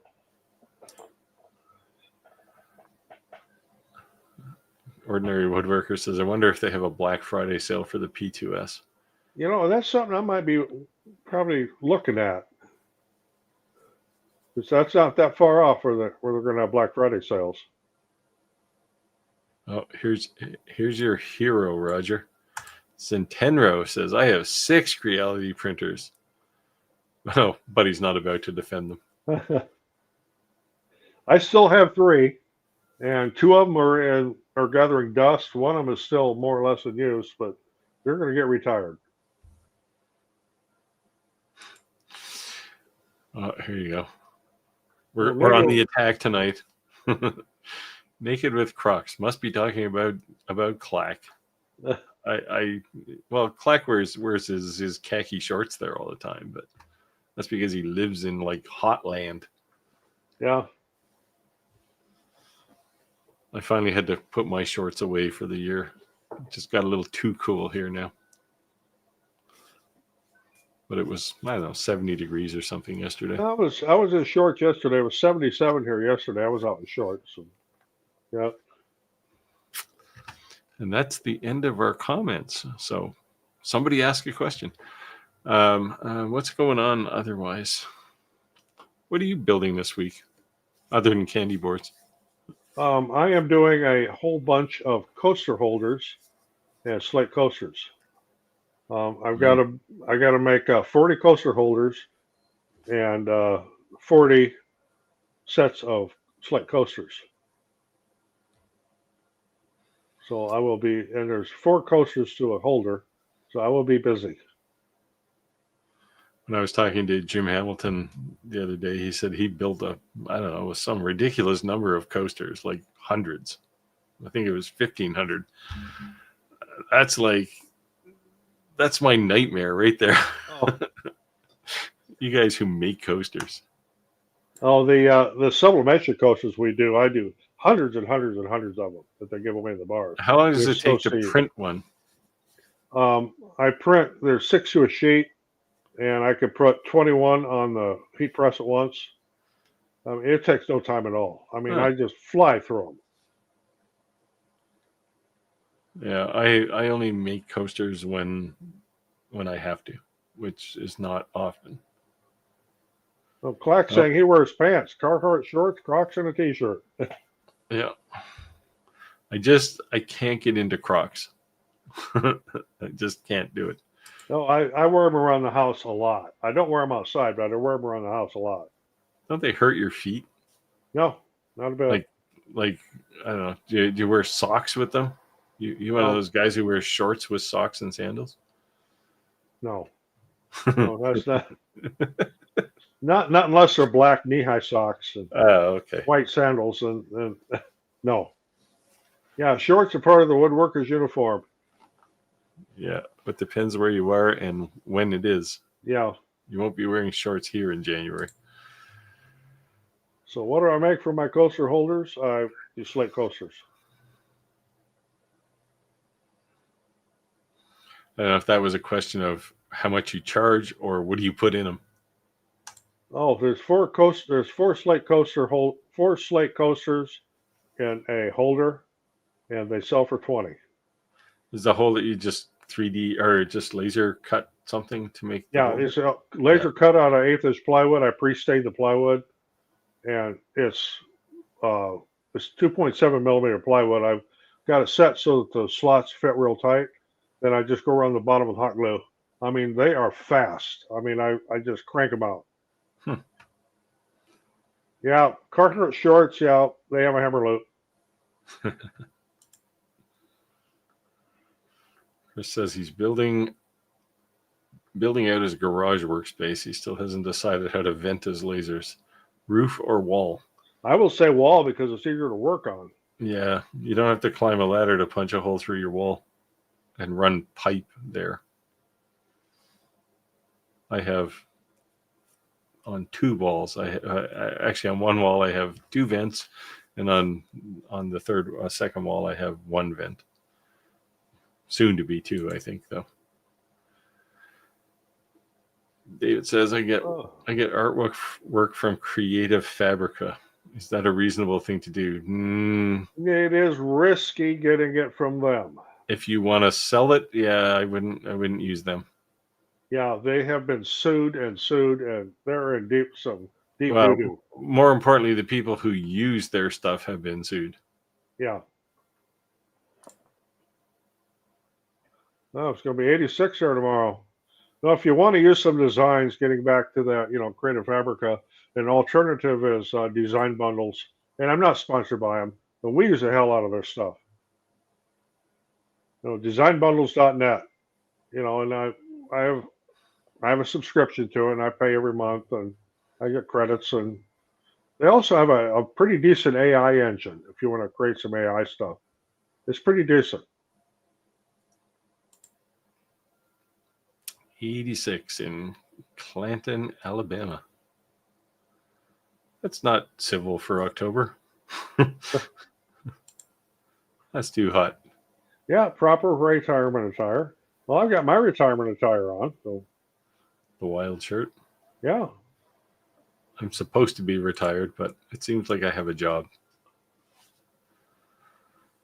Santa says, so as someone who is still looking for 3D printers, other than the bed leveling Roger mentioned, what is the Creality big problem? I really think I will get a bamboo, but I'm just wondering. Support. Yeah. That is the number one fall down with Creality is their support. Yeah, like Creality's printers are fine. Like they work generally every time you turn them on.